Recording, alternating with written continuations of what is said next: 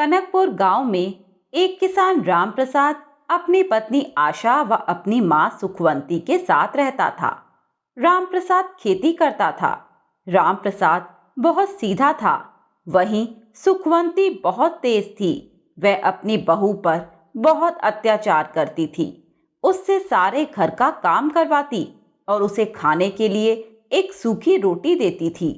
राम प्रसाद को ये सब नहीं पता था। राम प्रसाद सुबह खेत पर चला जाता था।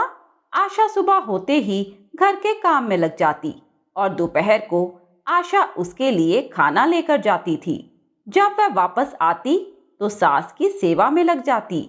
दोपहर को जब सुखवंती सो जाती तब वह खाना खाने जाती, लेकिन सुखवंती उसके लिए केवल एक सूखी रोटी छोड़ती थी। उसे खाकर आशा संतोष कर लेती थी। सुखवंती हर समय आशा से लड़ती रहती थी। एक दिन सुखवंती बाहर गई हुई थी। तभी उनके गांव की एक औरत आई। उसने आशा से पूछा, बहन, तुम इतनी कमजोर क्यों हो?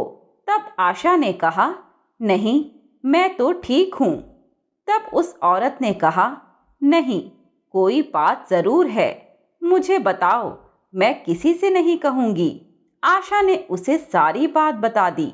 यह सुनकर उस औरत ने कहा, 3 दिन बाद कार्तिक मास आरंभ हो रहा है। इस पूरे मास तुम जल से पीपल सींचना और उसी पीपल के नीचे बैठकर कार्तिक मास का महात्म्य सुनना। इससे तुम्हारे घर में सुख शांति आ जाएगी, साथ ही अन्न धन के भंडार भर जाएंगे। यह सुनकर आशा ने कहा, ठीक है, यदि तुम कहती हो तो मैं जरूर ऐसा ही करूंगी। शाम को आशा ने यह बात अपनी सास को बताई। तब वह बोली, कोई जरूरत नहीं है कुछ करने की, घर का काम कर। आशा चुप रह गई।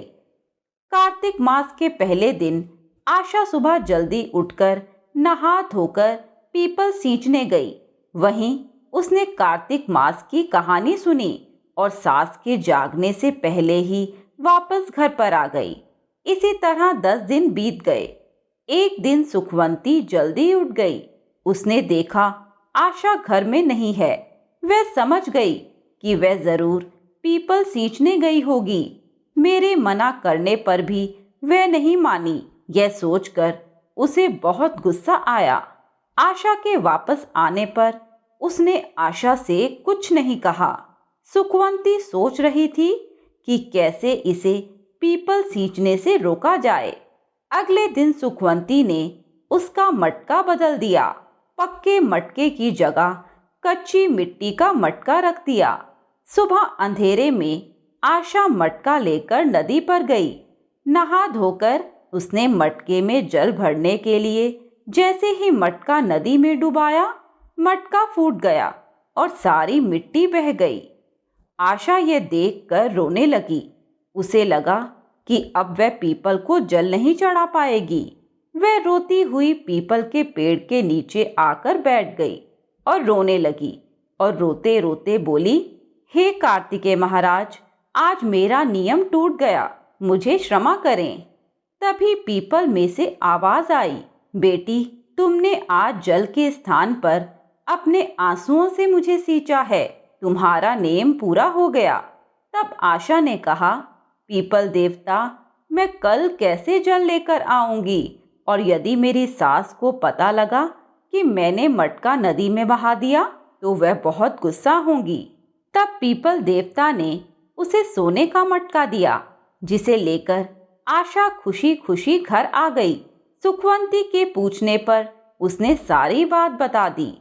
सुखवंती बहुत खुश हुई। उसने आशा से कहा, इस सोने के मटके में यदि जल लेकर जाएगी तो गांव वाले इसे छीन लेंगे। तू कल फिर जाकर पीपल देवता से रोकर दूसरा मटका मांग लेना। आशा बहुत सीधी थी। वह अगले दिन पीपल के पेड़ के नीचे बैठकर रोने लगी। पीपल देवता के पूछने पर उसने सब बात बता दी। तब पीपल देवता ने उसे चांदी का मटका दिया। आशा चांदी का मटका लेकर घर आ गई, लेकिन उसकी सास ने वह भी रख लिया और आशा से अगले दिन फिर से रोने के लिए कहा। आशा डरते डरते फिर पीपल के पेड़ के नीचे बैठकर रोने लगी। पीपल देवता ने उससे कहा, बेटी, तेरी सास का लालच कभी खत्म नहीं होगा। तू आज मिट्टी का मटका ले जा। ये कहकर पीपल देवता ने उसे मिट्टी का मटका दे दिया। आशा जब घर आई तो उसकी सास बहुत गुस्सा हो गई। उसने आशा से कहा, तेरे पीपल देवता के पास बस इतना ही धन था। जिसके पास कुछ है ही नहीं, उसे जल से सींचने से क्या लाभ। लेकिन आशा ने सास की बात नहीं मानी और पूरे महीने पीपल को जल से सींचती रही। कार्तिक मास समाप्त होने पर एक दिन सुखवंती ने छुपाए हुए दोनों घड़े देखे तो वह कच्ची मिट्टी के बन गए थे। यह देखकर आशा को बुरा भला कहने लगी। तभी भगवान कार्तिकेय प्रकट हुए। उन्होंने कहा, तुमने लालच और घमंड में बहुत पाप किए, इसीलिए तुम्हारे मटके मिट्टी के बन गए। जैसा घड़ा तुमने दिया वैसा पाया।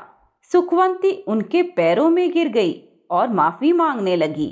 तब भगवान कार्तिकेय ने प्रसन्न होकर उन्हें सुखी रहने का वरदान दिया और वह अंतर्ध्यान हो गए। उसके बाद तीनों मटके सोने के बन गए। इसके साथ ही दोनों सास बहू खुशी खुशी शांति से रहने लगी। मित्रों, आपको ये कहानी कैसी लगी हमें कमेंट बॉक्स में बताएं। साथ ही हमारे चैनल कथा अमृत को सब्सक्राइब करें।